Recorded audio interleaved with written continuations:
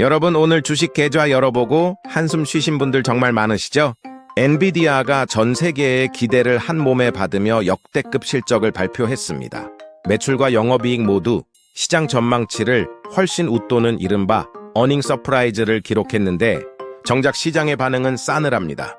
삼성전자, SK하이닉스 역시 하락세를 면치 못하고 있습니다. 도대체 왜 이런 일이 벌어지는 걸까요? 엔비디아의 잔치가 끝났다는 소리가 곳곳에서 들려옵니다. 매출이 전년 대비 70% 넘게 폭증했는데 주가는 오히려 5% 넘게 빠졌다는 건 이건 단순한 차익 실현으로만 치부하기엔 너무나 큰 균열입니다.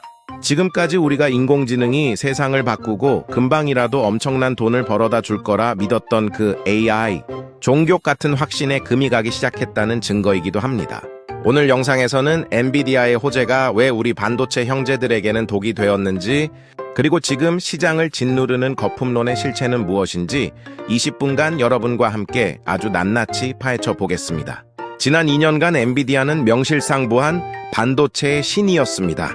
수장인 젠슨 환기블랙엘 칩 하나를 발표할 때마다 시가총액이 웬만한 중소국가 1년 예산만큼 불어났죠.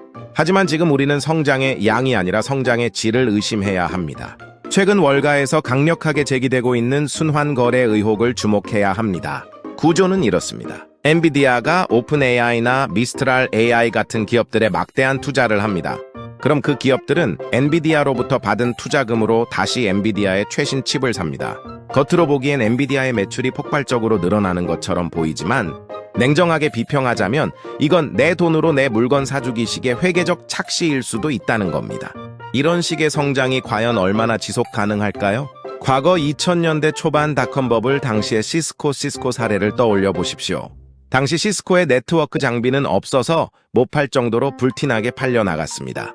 하지만 정작 그 장비를 사간 수많은 닷컴 기업들이 유의미한 수익 모델을 만들어내지 못하자 결국 시스코의 장비 수요도 끊기고 거품은 처참하게 터졌습니다. 지금의 AI 인프라 시장이 바로 그 위험한 길목에 서 있다는 분석이 힘을 얻고 있습니다. 빅테크들이 수조 원을 들여 엔비디아 칩을 사갔는데 정작 그 칩으로 만든 AI 서비스가 수익을 내지 못한다면 그 다음은 뻔한 결말이 기다리고 있을 뿐입니다. 상황을 조금 더 이해하기 쉽게 전쟁에 비유해 보겠습니다. 현재 글로벌 AI 전선에서 엔비디아는 무기를 생산하는 병기창입니다. 그리고 우리 삼성전자와 SK하이닉스는 그 무기에 반드시 들어가야 하는 특수 탄약, 즉 고대 역폭 메모리 HBM을 공급하는 핵심 협력사죠. 병기창 주인인 엔비디아가 이번 달 무기 역대급으로 많이 팔았어 라고 외치고 있는데 정작 실제 전선에 투입된 군인들은 무기는 많은데 이길 기미가 안 보이네? 이거 무기만 비싸지. 실제 전쟁에는 별 도움이 안 되는 거 아냐?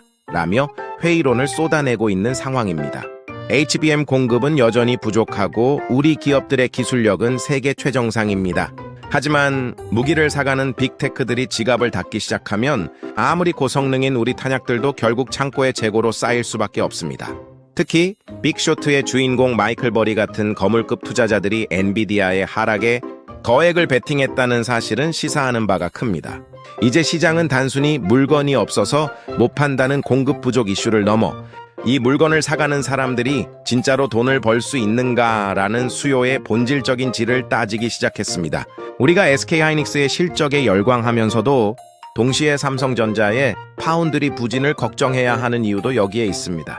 삼성은 탄약만 만드는 게 아니라 총도 만들고 방패도 만드는데 그 모든 부문에서 효율성이 떨어지고 있다는 건 AI 붐이 꺾일 때 가장 먼저 타격을 입을 수 있다는 신호니까요. 이제 감정이 아닌 숫자로 이 현상을 증명해 봅시다.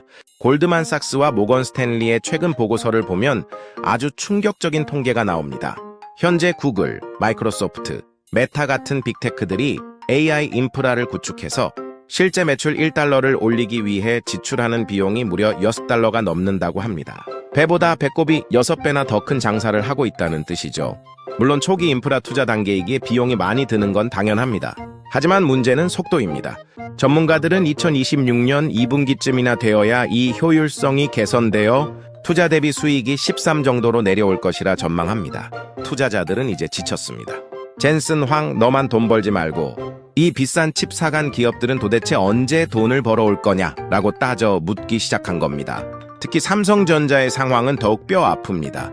2025년 말 드디어 HBM3 12단 제품이 엔비디아의 품질 인증코를 통과하며 한숨을 돌리는 듯 했습니다.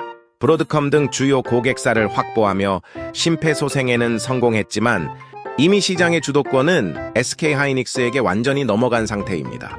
실제로 2026년 초 현재 SK하이닉스는 HBM 시장 점유율 50% 이상을 수성하며 차세대 제품인 HBM4에서도 독보적인 리더십을 예고하고 있습니다.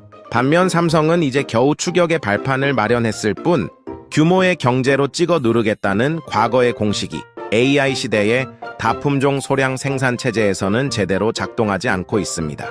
TSMC의 대안이 삼성뿐이다 라는 차선책 전략만으로는 이 적자의 늪을 탈출하기에 역부족이라는 것이 시장의 냉정한 비평입니다.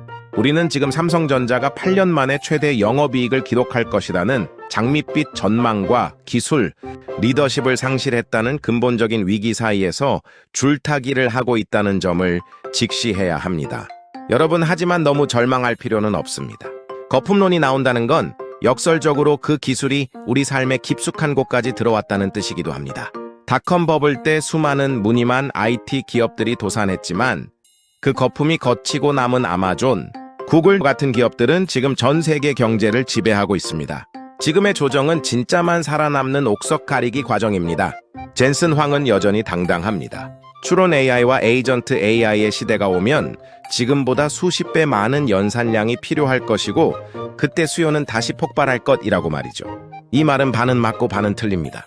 수요는 있겠지만 그때 살아남는 건 가장 효율적으로 칩을 만들고 수율을 뽑아내는 기업뿐일 겁니다. 지금 이란과의 중동 위기, 미국의 금리 결정 같은 거대한 지정학적 리스크가 겹치면서 시장은 공포에 질려 있습니다. 하지만 이 공포의 끝에 결국 살아남을 기업은 어디일까요? HBM의 주도권을 쥔 하이닉스일까요? 아니면 저력의 삼성전자일까요? 저는 여러분의 집단지성을 믿습니다. 여러분은 지금 이 반도체 투자를 잠시 멈추고 현금을 확보해야 할 때라고 보시나요? 아니면 공포에 사서 환희에 팔라는 격언처럼 마지막 매수 기회라고 보시나요? 오늘 분석이 유익하셨다면 구독과 좋아요, 알림 설정 꼭 부탁드립니다. 여러분의 클릭 한 번이 계좌를 빨간색으로 만드는 가장 빠른 방법입니다. 끝까지 시청해주셔서 감사합니다.